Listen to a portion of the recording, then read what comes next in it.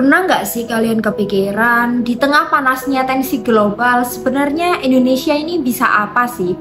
Apa yang bisa kita pelajari? Dan bagaimana kita seharusnya bersikap kalau sewaktu-waktu jadi korban bentroknya ekonomi antar negara-negara besar?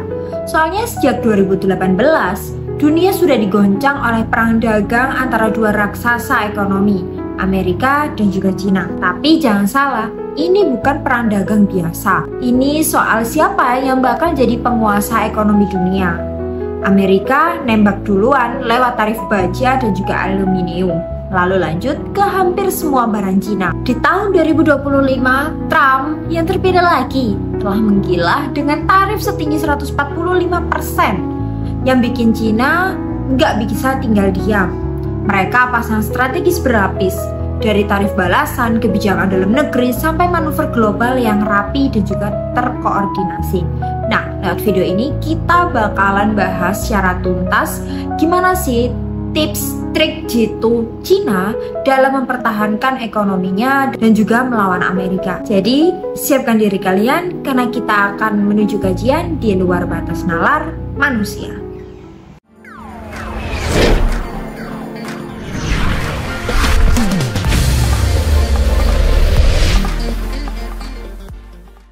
Mari kita bahas chapter 1, yaitu tentang awal mula dan juga eskalasi perang dagang 2018 hingga 2025 ini. Bahwa perang dagang antara Amerika dan Cina ini tuh gak cuma soal tarif atau pajak barang impor saja. Tapi dibalik semua itu, ini adalah persaingan besar soal siapa yang bakalan jadi raja ekonomi dunia. Perang ini tuh udah dimulai sejak tahun 2018, waktu Presiden Trump naikkan tarif impor untuk baja dan juga aluminium, termasuk dari Cina. Katanya sih itu buat melindungi industri dalam negeri. Tapi setelah itu, Amerika juga nambah tarif ke ratusan miliar barang dari Cina. Alasannya karena Cina dianggap curang, nyolong teknologi, maksa perusahaan asing untuk transfer ilmu, dan juga bantuin perusahaan lokal dengan subsidi yang pemerintah. Kita masuk ke tahun 2025, Trump terpilih lagi dan tensinya makin panas. Bayangin aja, hampir semua barang dari Cina kena tarif tinggi banget, hampir 145%.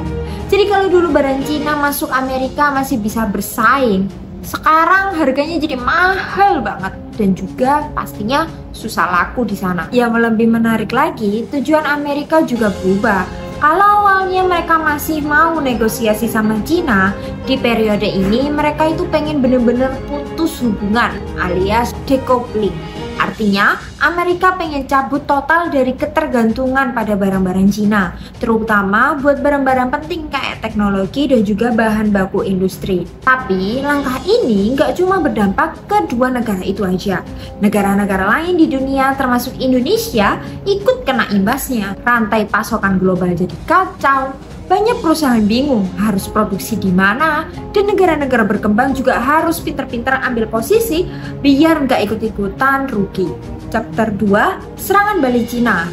Kalau kalian pikir Cina itu bakalan ciut setelah dihajar tarif tinggi sama Amerika, kalian itu salah besar. Justru sebaliknya, Cina itu langsung pasang kuda-kuda.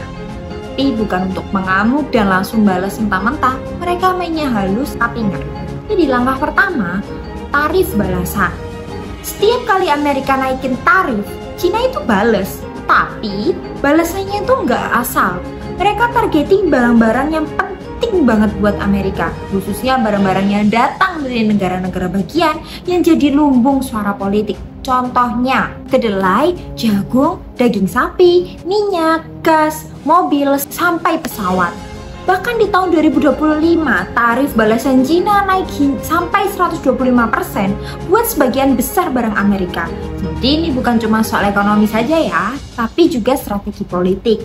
Tapi yang paling serem sebenarnya bukan tarifnya.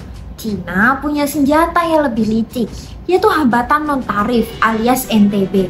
Ini tuh semacam jebakan administratif yang bikin barang dari luar susah masuk. Misalnya, barang dicegat di bea cukai, izin ditunda-tunda, atau tiba-tiba muncul nih aturan baru yang ribet banget. Gak kelihatan kayak perang, tapi bikin frustasi para lawannya. China juga main di level-level bahan baku penting. Mereka tetap tahan ekspor, seperti beberapa bahan-bahan krusial untuk bikin handphone. mobil listrik, sampai juga senjata. Bahkan mereka itu juga mulai batasi komponen drone dan juga teknologi semikonduktor yang dibutuhin oleh Amerika. Ini bukan cuma balas dendam, tapi juga ngasih sinyal kalau Amerika bisa nyakitin Cina, Cina juga bisa bikin Amerika lumpuh. Dan nggak berhenti di situ, Cina masukin perusahaan-perusahaan raksasa Amerika ke daftar hitam versi mereka. Mulai dari Lockheed Martin sampai Google dan juga Nvidia. Jadi bisa dibilang ini bukan cuma perang dagang, ini udah masuk ke level perang sistem, perang pengaruh dan juga perang mental. Tapi strategi Cina ini tuh juga ada harganya. Rakyat Cina sendiri tuh ikut kena barang-barang impor jadi mahal dan makin susah untuk didapat. Bahkan ada studi yang bilang kerugian konsumen di Cina itu akibat NTB ini bisa tembus puluhan miliar dolar. Tapi kalau kita lihat dari kacamata strategi, Cina ini sukses nunjukin satu hal penting, yaitu mereka nggak bisa ditekan seenaknya. Mereka bisa nyakitin balik dengan cara yang elegan, sistematis, dan juga kadang nyaris gak terlihat. Kita masuk ke chapter 3, perkuat benteng domestik, cara Cina menyulap krisis jadi kesempatan. Bayangin kalau rumah kamu itu diserang terus-menerus dari luar. Kamu bisa terus balas serangan atau kalian itu bisa perkuat dari dalam biar rumahmu itu makin kokoh. Di tengah perang dagangnya makin brutal, mereka itu sadar bahwa nggak cukup cuma balasan tarif aja. Mereka harus bikin ekonomi dalam negeri jadi benteng yang paling kuat. Dan mereka lakukan itu dengan dua kata kunci, stimulus besar-besaran dan strategi sirkulasi ganda. Ini yang harus dicontoh oleh Indonesia ya. Oke, mari kita bahas yang pertama, stimulus. Cina itu gelontorin dana gila-gilaan ke berbagai sektor. Mereka naikin defisit anggaran, terbitin obligasi jumbo, suntikin modal ke bank-bank, dan bahkan siap nurunin suku bunga kalau dibutuhkan. Tapi, bukan cuma kasih duit aja, Cina juga ngatur biar masyarakatnya itu mau belanja. Caranya, mereka akan kasih subsidi buat beli mobil listrik, alat elektronik, bahkan peralatan rumah tangga. Di desa-desa, mereka dorong pemakaian internet. Masyarakatnya itu nggak cuma disuruh hemat, tetapi malah dikasih alasan buat terus-terusan konsumsi. Ekonomi jalan, pasar dalam negeri tumbuh. Nah, dari sinilah muncul strategi besar mereka yang disebut sirkulasi ganda. Ininya gini, Cina nggak mau lagi tergantung dalam ekspor ke luar negeri, apalagi ke Amerika. Mereka mau ekonomi domestik jadi tulang punggung utama. Ini suatu hal yang baik ya, kalau misalkan Indonesia bisa meniru cara ini. Chapter 4, manuver global. Cina cari teman, hindari ketergantungan. Setelah memperkuat ekonomi dalam negeri, Cina itu sadar nggak bisa terus ngandelin Amerika sebagai pasar utama. Jadi mereka mulai nyari pasar baru alias diversifikasi. Target utamanya negara-negara tetangga. Ekspor ke Amerika memang turun, tapi ke ASEAN justru naik. Bahkan sekarang ASEAN jadi mitra dagang terbesar Cina. Mereka juga dorong kerjasama lewat RCEP, perjanjian dagang terbesar dunia yang bikin ekspor-impor antar negara Asia itu jadi lebih gampang. Selain itu, Cina juga upgrade proyek global mereka yang namanya Belt and Road Initiative. Dulu fokusnya itu infrastruktur fisik, sekarang mereka masuk ke teknologi, energi hijau, dan juga kerjasama digital. Khususnya dengan negara-negara berkembang seperti Afrika, Amerika Latin, dan juga Asia Selatan. Intinya, Cina lagi bangun jalur dagang baru supaya nggak tergantung sama satu negara. Mereka cari teman, perkuat jaringan, dan tampil sebagai negara yang pro kerjasama, bukan pro konflik. Chapter 5, ambisi teknologi. Cina mau jadi raja teknologi dunia. Di tengah perang dagang, Cina itu sadar kalau mau bertahan, mereka harus mandiri secara teknologi.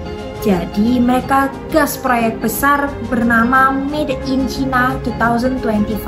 Jadi pemimpin dunia di sektor-sektor penting kayak semikonduktor, AI, mobil listrik, dan juga robotik. Setelah Amerika batasi ekspor teknologi ke Cina, bukannya mundur, Cina malah makin serius bikin teknologi sendiri. Pemerintahnya telah meluncurkan dana ratusan miliar buat riset dan juga inovasi. Mereka bangun ekosistem teknologi lokal dari kampus, pabrik, sampai startup. Semua digerakin secara bersama-sama.